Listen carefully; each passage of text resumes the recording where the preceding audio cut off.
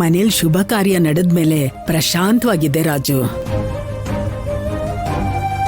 ನಿಜ ಅತ್ತೆಯವ್ರೆ, ಮೊನ್ನೆವರೆಗೂ ಕಿಶೋರ್ ಬಾವನ್ನ ಸೀನು ಏನ್ ಮಾಡ್ಬಿಟ್ನೋ, ಅವ್ರಿಗೇನಾಗೋಯ್ತು ಅಂತ ನಮ್ಮೆಲ್ಲರಿಗೂ ಭಯ ಆಗೋಗಿತ್ತು. ಆದ್ಯ ಸೀನು ಮಧ್ಯ ಗಲಾಟೆ ಹಾಕಿ ಆಡ್ದೇ ಇರೋ ಹಾಗೆ ಆ ಅಸ್ಮಿತಾ ನಮ್ ರಾಜಲಕ್ಷ್ಮಿ ಕಾಲಕ್ಕೆ ಗಾಯ ಮಾಡಿದ್ದು. ಹೀಗೆ ಹೇಳ್ತಾ ಹೋದ್ರೆ 4 ದಿನಕ್ಕೊಂದ್ಸತಿ ಕಷ್ಟನೋ ಅನಿಷ್ಟನೋ ಬರ್ತಿತ್ತೆ ಹೊರತು ಸಂತೋಷ ಅನ್ನೋದೇ ಇರ್ಲಿಲ್ಲ. ಈಗ ನಮ್ಮ ಸೀನಯ್ಯನ ಹೆಸರಲ್ಲಿ ಒಂದು ಚೀಟಿ ಬಿಸ್ನೆಸ್ ಮಾಡಿಸ್ತಾ ಇರೋದು ಕೂಡ ಒಂದ್ ರೀತಿ ಶುಭ ಸೂಚಕನೇ. ಅವನಿಗೂ ಕೂಡ ಒಂದು ಜೀವನಕ್ಕೆ ಆಧಾರ ಸಿಗುತ್ತೆ.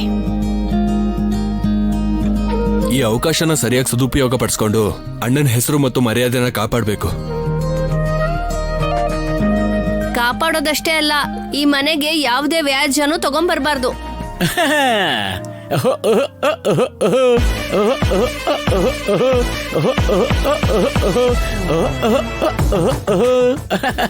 ಏನು ವೆಂಕಟ್ರಾವ್, ಬೀದಿಲಿ ಏನಾದ್ರೂ ನಾಯಿ ಕಚ್ತಾ ಹೇಗೆ ಹಾಗೆ ಎಗರಾಡ್ತಿದ್ಯಲ್ಲ? ಅತ್ತೆಮ್ಮ, 1 ನಿಮಿಷ ಸುಮ್ನೆ ಇರಿ. My dear sun, come with Mahalakshmi. ಈ ಹೊಸ ಹುಡುಗಿ ಯಾರು? ಮತ್ತೆ ಆದ್ಯಂಗ್ ಮೋಸ ಮಾಡ್ಬಿಟ್ನಾ ಏನು? ಅಮ್ಮ ಪಾರ್ವತಿ, ಅವನ ಹೆಸರಿಗೆ ಮಾತ್ರ ಸೀನಾ ಕಣಮ್ಮ, ಆದ್ರೆ ಭಾವನವ್ರ ತರ ರಾಮ. ಅವನ್ ಕರ್ಕೊಂಡ್ ಬರ್ತಾ ಇರೋದು ಆ ಮಹಾಲಕ್ಷ್ಮಿ ಅಲ್ಲ, ಈ ಮಹಾಲಕ್ಷ್ಮಿನ. ಅದು ಅಲ್ಲಿ ನೋಡಿ ಬಂದ. ನೋಡಿ, ಎಲ್ರು ಕಣ್ಬಿಟ್ ನೋಡಿ. ಅರೆ ಮೈ ಸನ್, ಬಾರ. ಈ ಯುಗದ ಕುಬೇರನ್ ತರ ಬರ್ತಾ ಇದೆ ನನ್ ಮಗ. ಬಾರ ಸೀನು, ಬಾ ಹಂಗ್ ಬಾ, ಹಂಗೆ.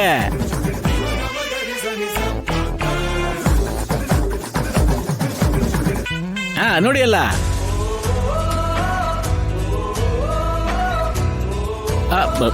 ಭಾವನವ್ರೆ, ಇವತ್ತಿಂದ ನಮ್ಮ ಮನೇಲಿ ಲಕ್ಷ್ಮೀ ದೇವಿ ಪ್ರತಿದಿನ ನಡು ಮನೆಯಲ್ಲಿ ನಾಟ್ಯ ಮಾಡ್ತಾಳೆ. ಭಾವನವ್ರೆ, ನಮಗಿನ್ ದಿನ ಇಲ್ಲಿ ಡ್ಯಾನ್ಸ್ ಪ್ರೋಗ್ರಾಮೇ.